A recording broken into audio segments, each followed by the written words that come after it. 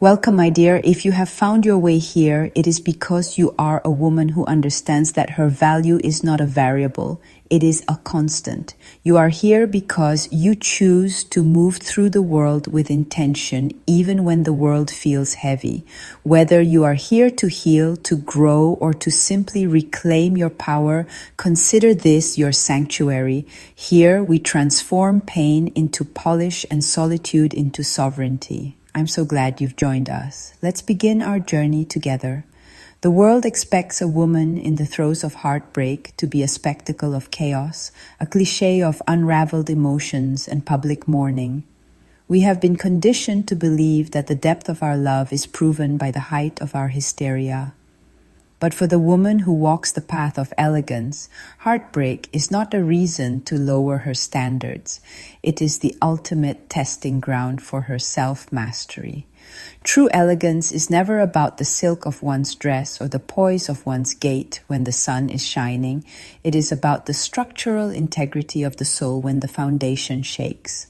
When a relationship ends, the elegant woman does not merely survive. She enters a period of high-level discipline. She understands that the energy of grief is volatile and potent. If left unmanaged, it can tarnish her aura and dilute her power. If harnessed, however, it becomes the alchemical fuel for her most magnificent evolution. She views this time as a sacred sabbatical, a period where she consciously withdraws her energy from the external world to audit the internal one, treating her recovery not as a misfortune, but as a prestigious appointment with her own destiny. The first and most rigorous discipline is the mastery of silence, an art form that has become rare in our modern loud society.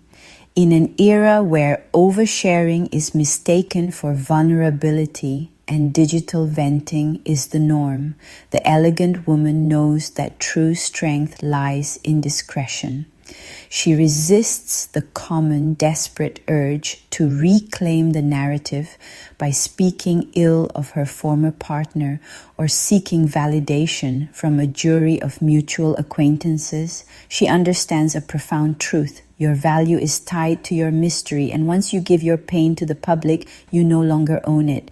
To broadcast your heartbreak is to invite the world to pity you. And pity is a low vibrational currency the elegant woman refuses to trade in. She processes her heavy emotions in the sanctuary of private spaces within the quiet pages of a journal, the professional safety of a therapist's office, or the vault of a singular, trusted confidant. By maintaining a calm, neutral exterior to the public, she preserves her dignity and prevents her private life from becoming cheap entertainment for the masses. This silence is not a mask. It is a boundary that protects her healing process from the opinions of those who did not earn a seat at her table. Furthermore, she practices the discipline of environmental sanctity, recognizing that her physical surroundings are a mirror of her subconscious mind. Heartbreak has a way of making one's home feel heavy with the ghosts of what was, turning familiar rooms into museums of memory. The elegant woman treats her home like a temple of the future rather than a shrine to the past. She is disciplined about removing the visual triggers of the previous chapter, not out of a spirit of bitterness or a frantic need to forget, but out of a commitment to her own neurological peace. She clears the clutter, resets the scent of her home with new essences, and brings in fresh life through botanicals or intentional light.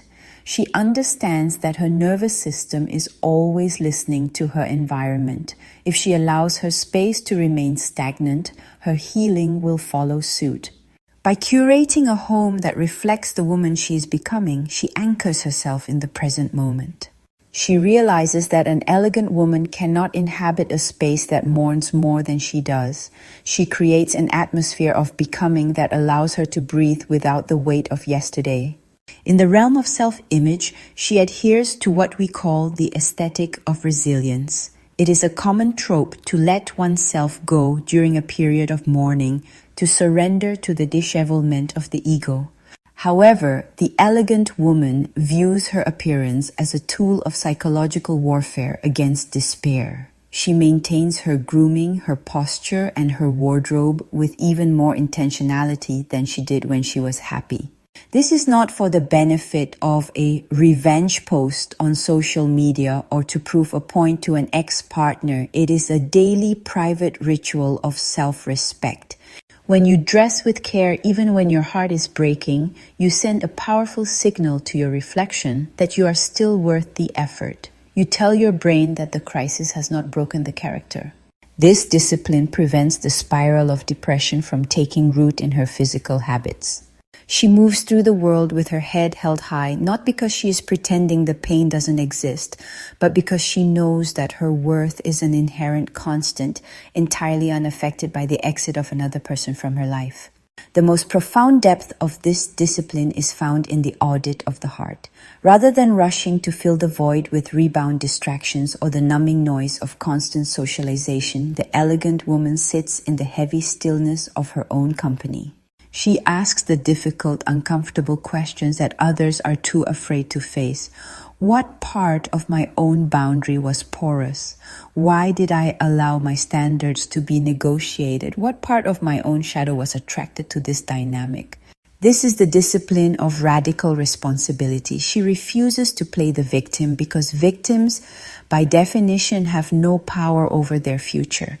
By taking responsibility for her choices and her discernment, she regains the agency to make better ones. She doesn't view the time spent as a loss, but as an expensive tuition for a masterclass in herself. She mourns the relationship, but she celebrates the data she has gathered. This intellectual approach to heartbreak allows her to detach from the person and attach to the lesson, ensuring that she never has to repeat the same cycle of pain ever again. Finally, she practices the discipline of reinvestment, the ultimate act of self-sovereignty. She recognizes that she now has a sudden surplus of emotional and mental currency, energy that was previously being spent on maintaining, fixing, or worrying about a partnership. Instead of letting that energy dissipate into the void of longing or regret, she reinvests it into her empire of self. She returns to the books she put down, the languages she wanted to learn, the fitness goals she neglected, and the professional dreams she set aside to make room for someone else's ego. She becomes the most interesting person she knows. This is the pinnacle of elegance, becoming so deeply enamored with your own growth and your own journey that the absence of a partner becomes a footnote in a much larger, more magnificent story. She builds a life that is so rich and so textured that when she eventually chooses to let someone in again, they are not filling a hole, they are visiting a kingdom. She moves forward not as someone who was left behind, but as someone who has finally arrived at the most refined version of herself. The journey of the elegant woman is not one of avoiding the storm, but of learning how to walk through the rain without losing your composure. If you are currently in the middle of your own refinement, I want you to remember that the most beautiful statues are those that have been chiseled the most. You are not being broken, you are being shaped. If this perspective on living with high standards resonates with your soul, I invite you to subscribe and join our circle. Here, we do not just discuss how to look elegant, we discuss how to be elegant in the moments no one sees. Stay poised and stay true to your own light. Thank you.